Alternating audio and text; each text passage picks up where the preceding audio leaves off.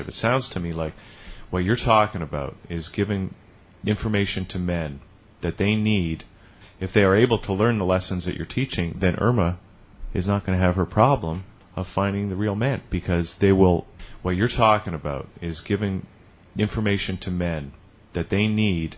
If they are able to learn the lessons that you're teaching, then Irma is not going to have her problem of finding the real man, because they will be ready to deal with women like Irma. Well, Irma's got a real woman, so that's all that matters. See? I have options.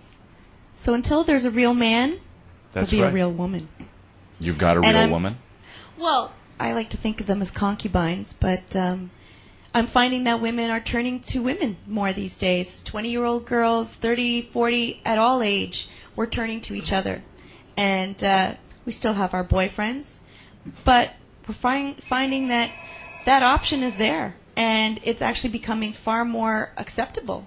Absolutely. I agree with everything you have just said. Bisexuality for women is becoming more and more commonplace.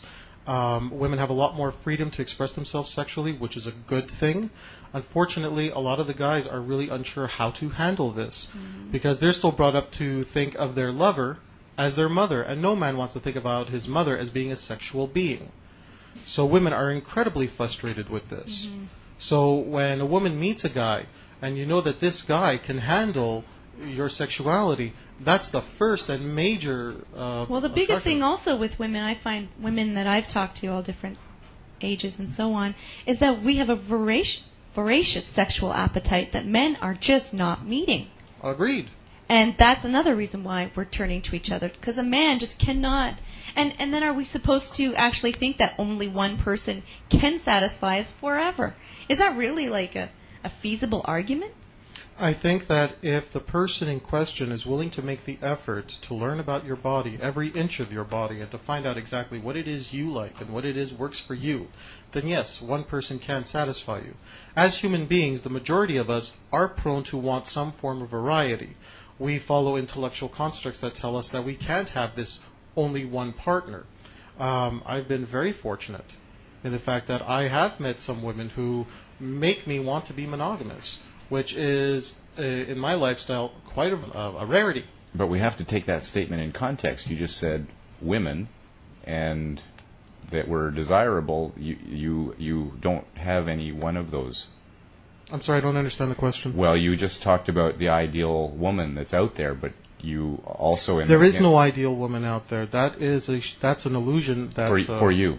There's only the ideal woman for you, but in order to get to that woman, you have to know first who you are and what it is you want.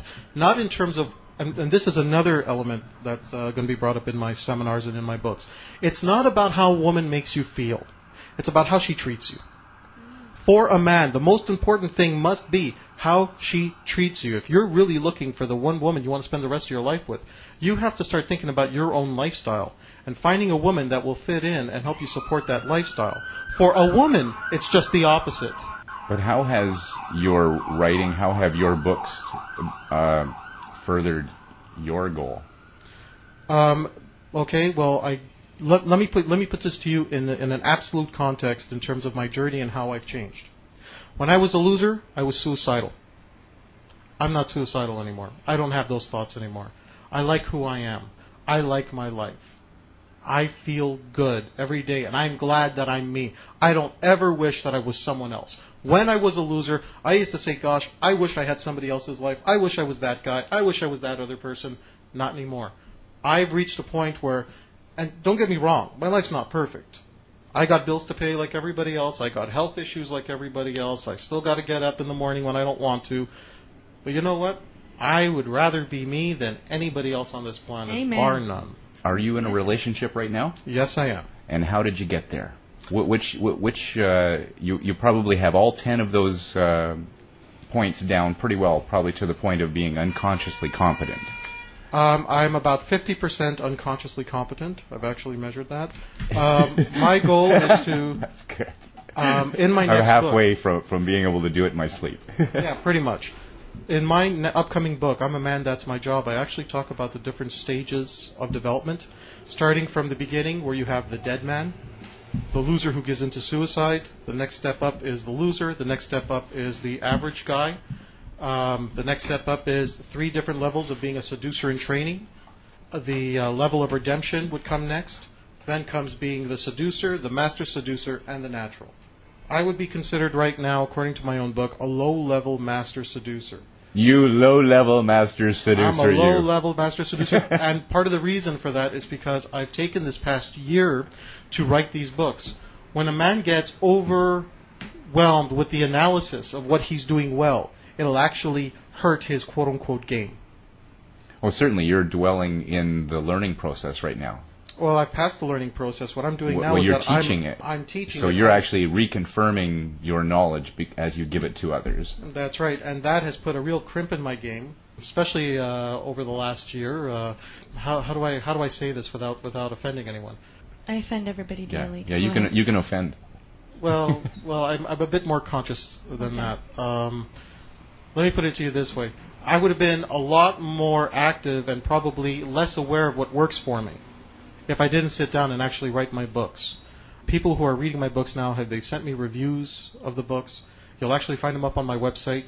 My ex-fiance, who factors in greatly in the story of Loser to Seducer, also read the book, and she wrote me a very glowing review that you can read on my website.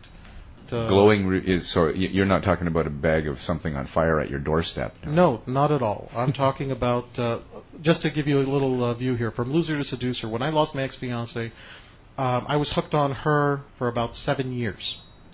And with the material that I learned, that I put in my book, I got her back.